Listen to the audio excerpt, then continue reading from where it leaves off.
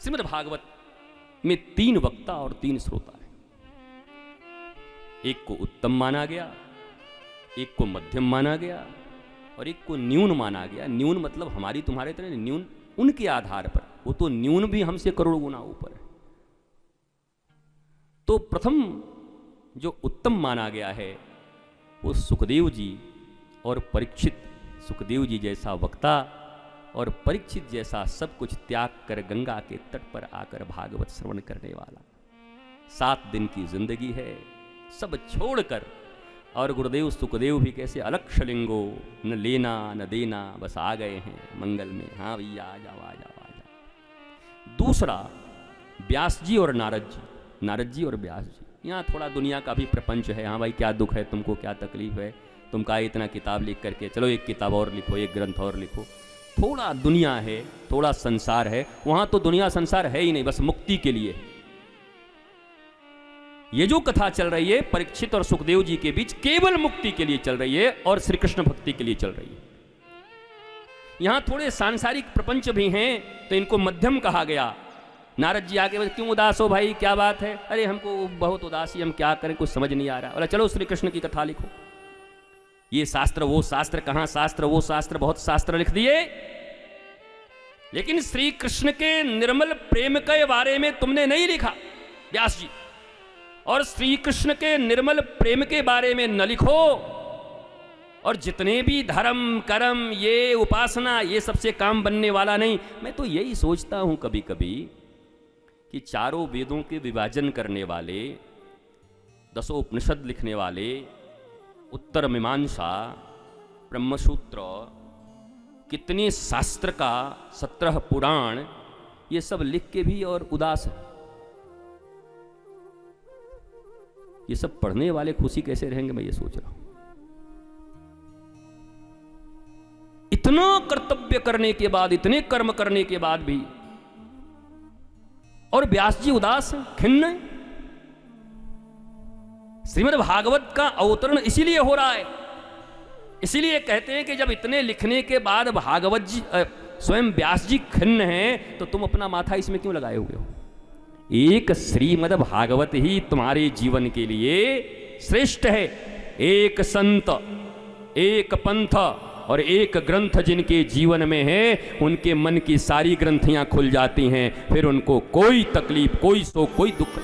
इसको अपनाओ जीवन में। निष्ठा, नैष्ठिक होना बहुत जरूरी है। श्रोता देखो 4 तरह के होते, मैं तुमको बता दूं। एक मक्खी, मक्खी श्रोता ऐसे हैं, चारों तरफ भिन भिनाते चलते हैं, भिन भन भन, चारों तरफ। यहीं पोस्टर देखा वहीं लग गए, पोस्टर जहां देखा वहीं लग गए। मक्खी। एक है मधुमक्खी। मधुमक्खी कैसी है?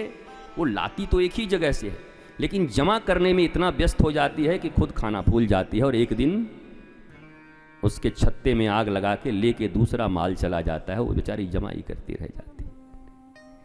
सुना हुआ ज्ञान मधुमक्खी के काम नहीं आता है। तो बड़ी अच्छी, जगह जगह नहीं जाती, एक ही जगह से लगती, लेकिन अपना ज्ञान ही उसके अपने जीवन में काम नहीं आता। ऐसी बहुत सारी तुमको जीवन में श्रोता मिलेंगे जो अनन्य, देखने में ऐसे रसिक श्रोता, खूब सुनते हैं, खूब श्रवण करते हैं, पर अपना ही ज्ञान काम नहीं आता। इतना जमा करने में, कितना जमा कर लूं और सुन लूं और सुन लूं और सुन लूं। और भगवान शंकर तो कह रहे हैं, एक अक्षर भी अगर गुरु ने तुम्हें सुना दिया है और निष्ठा के साथ गुरु आज्ञा से उसका पालन करना प्रारंभ कर दिए, तो बात बिना वन गए बन जाएगी।